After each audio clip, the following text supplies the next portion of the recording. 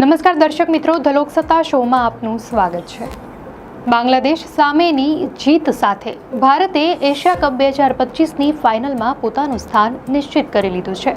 આ મેચમાં યુવા ઓપનર અભિષેક શર્માએ ફરી એકવાર શાનદાર પ્રદર્શન કર્યું અને સદીની નજીક પહોંચીને 75 રનની ઇનિંગ રમી। જો કે આ બીજી વાર બન્યું કે તેઓ સદી ચૂકી ગયા, જેના કારણે તેમના પરિવારમાં પણ નિરાશા જોવા મળી હતી। બાંગ્લાદેશ સામે 75 રનની ઇનિંગ રમીને અભિષેક શર્માએ સતત બીજી મેચમાં પ્લેયર ઓફ ધ મેચનો ખિતાબ જીત્યો। આ પ્રદર્શનથી તેમના માર્ગદર્શક યુવરાજસિંહ અને ક્રિકેટ દિગ્ગજ સુનિલ ગાવસ્કરની સલાહ યાદ આવી। ગાવસ્કરે વિરેન્દ્ર સહેવાગને કહ્યું હતું કે જો તમે 70-80ના સ્કોર સુધી પહોંચી જાઓ તો સદી ચૂકી ન જાઓ। અભિષેક પાકિસ્તાન સામે પણ 74 રન બનાવીને સદી ચૂકી ગયા હતા અને આ મેચમાં પણ તે જ પરિસ્થિતિ ઊભી થઈ। અભિષેકની બહેન કોમલ શર્માએ આ લાગણી વ્યક્ત કરતા કહ્યું હતું કે સદી ચૂકી જવાનું દુઃખ છે, પરંતુ આ રમતનો એક ભાગ છે અને મને ખાતરી છે કે તે આ ટુર્નામેન્ટમાં ચોક્કસપણે સદી ફટકારશે। તો તેમની માતા મંજુ શર્મા પણ નિરાશ હતા, પરંતુ તેમણે કહ્યું, અભિષેક ફરીથી સારું રમ્યો પણ સદી ચૂકી ગયો। કોઈ વાંધો નહીં, વધુ મેચો આવશે। આ શબ્દો અભિષેકના આગામી પ્રદર્શન માટે તેમનો જુસ્સો ચોક્કસ વધારશે। તો બાંગ્લાદેશ સામેની મેચમાં ભારતે 41 રનથી જીત મેળવી। પ્રથમ બેટિંગ કરવા ઉતરેલી ભારતીય ટીમે અભિષેક શર્મા 75, શુભમન ગિલ 29 અને હાર્દિક પંડ્યા 38ના યોગદાનથી 168 રન બનાવ્યા હતા। અભિષેક અને શુભમને 6.1 ઓવરમાં જ 77 રન જોડીને ભારતને આક્રમક શરૂઆત આપી। જો કે અભિષેકના આઉટ થયા બાદ બાંગ્લાદેશના બોલરોએ રનનો પ્રવાહ રોક્યો અને પછીથી 8 ઓવરમાં માત્ર 56 રન જ બન્યા। જો હાર્દિક પંડ્યાએ અંતમાં ઝડપી રન ન બનાવ્યા હોત તો ભારત માટે આટલો મોટો સ્કોર બનાવવો મુશ્કેલ હતો। ભારતીય બોલરોએ જવાબમાં બાંગ્લાદેશની ટીમને 127 રનમાં જ ઓલ આઉટ કરી દીધી।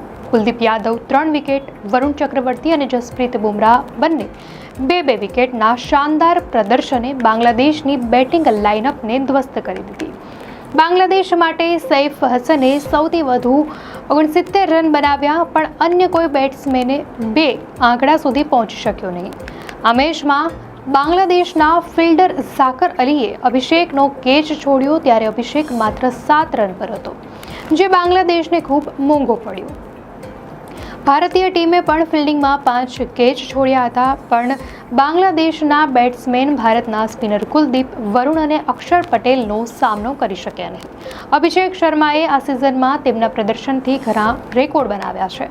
આ વર્ષે T20 ક્રિકેટમાં 500 રન બનાવનાર તે પ્રથમ ભારતીય ક્રિકેટર છે। જુલાઈ 2024થી આંતરરાષ્ટ્રીય T20માં તેમણે 58 છગ્ગા ફટકાર્યા છે, જે આઈસીસીના પૂર્ણ સભ્ય દેશોના બેટ્સમેનોમાં સૌથી વધુ છે। ભારતના સંજુ સેમસન 37 છગ્ગા સાથે બીજા ક્રમે છે। આ પ્રદર્શનથી અભિષેક T20 આંતરરાષ્ટ્રીયમાં સૌથી વધુ છગ્ગા મારનારા ભારતીય બેટ્સમેનોમાં 7મા ક્રમે આવી ગયા છે। તેમના બેટિંગના આક્રમક અંદાજને જોતા ક્રિકેટ વિશ્લેષકો તેમની સરખામણી ક્રિસ ગેલ, ટ્રેવિસ હેડ, બ્રેન્ડન મેકુલમ અને તેમના માર્ગદર્શક યુવરાજસિંહ સાથે કરી રહ્યા છે। તો ભૂતપૂર્વ ભારતીય ક્રિકેટર ઇરફાન પઠાણે તો ટ્વીટ કરીને તેમને હાલમાં આંતરરાષ્ટ્રીય T20માં સૌથી ખતરનાક ઓપનર ગણાવ્યા છે। ભારત હવે એશિયા કપ 2025ની ફાઇનલમાં પહોંચી ગયું છે, જ્યાં તેનો મુકાબલો પાકિસ્તાન અને બાંગ્લાદેશ વચ્ચેની મેચમાં વિજેતા સાથે થશે। આ બંને ટીમો વચ્ચેની મેચને સેમીફાઇનલ તરીકે જોવામાં આવી રહી છે, કારણ કે શ્રીલંકા ટુર્નામેન્ટમાંથી બહાર થઈ ગયું છે। જો પાકિસ્તાન જીતીને ફાઇનલમાં પહોંચશે તો ભારત અને પાકિસ્તાન આ ટુર્નામેન્ટમાં ત્રીજી વાર સામસામે ટકરાશે। અગાઉની બંને મેચ ભારતે જીતી છે, જે દર્શાવે છે કે પાકિસ્તાન સામે ભારતનો રેકોર્ડ મજબૂત છે। ભારતીય ક્રિકેટ પ્રેમીઓ આશા રાખે છે કે ફાઇનલમાં પણ ભારતનો જ વિજય થશે।